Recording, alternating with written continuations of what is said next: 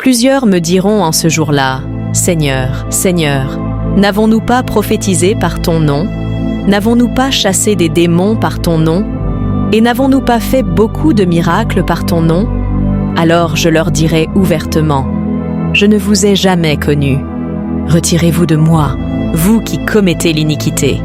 Je peux aller au culte chaque dimanche, je peux prier chaque jour, je peux participer à toutes les réunions fraternelles, je peux être au service de la communauté, je peux m'engager dans les maraudes, je peux évangéliser dans les rues, je peux même intercéder pour mon prochain. Et pourtant entendre Jésus me dire « Je ne t'ai jamais connu ». Jésus a-t-il demandé de prier Marie? Jésus a-t-il autorisé la femme à prêcher? A-t-il affirmé que tous les hommes seraient sauvés? Où cela est-il écrit dans sa parole? C'est pourquoi Jésus dira à un grand nombre de personnes qui confessent son nom « Je ne vous ai jamais connu ».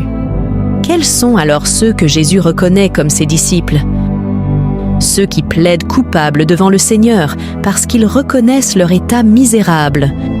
Ceux qui portent le fruit digne de la repentance, le fruit de la justice et les fruits de l'esprit. Ceux qui se sanctifient jour après jour en rejetant le péché et en mettant à mort leur ancienne nature. Ceux qui obéissent à la parole de Dieu. Ceux qui par amour pour la vérité rejettent les faux évangiles. Les doctrines des hommes et des démons, les faux Jésus, ceux qui souffrent avec le Christ en marchant dans ses pas. Yeshua rejette les faux évangiles, ceux qui ne parlent pas de la croix. Il rejette l'esprit religieux qui s'appuie sur la propre justice de l'homme plutôt que sur la grâce de Dieu. Jésus dénonce les faux prophètes qui utilisent son nom pour s'enrichir, parce que Yeshua n'est pas charismatique, mais qu'il est la vérité. Il veut que notre vie soit fondée sur la parole de Dieu et non sur des expériences. Jésus nous prépare à la souffrance et à la persécution et nous demande de ne pas aimer le monde. Jésus n'est pas œcuménique parce qu'il est le seul et vrai Dieu. Il ne fait alliance avec aucun idole ni aucune religion. Jésus prêche la repentance et la croix que de nombreuses dénominations ne souhaitent plus aborder. Suivre le véritable Jésus a un prix, celui du renoncement.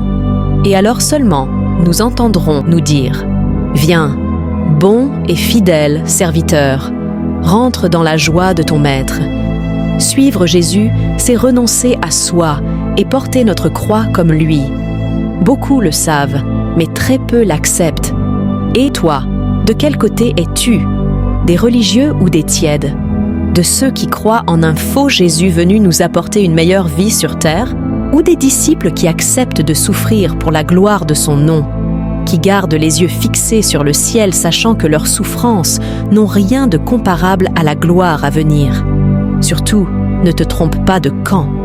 Il est encore temps de te repentir, afin de ne pas prendre l'énorme risque de t'entendre dire « Je ne t'ai jamais connu ».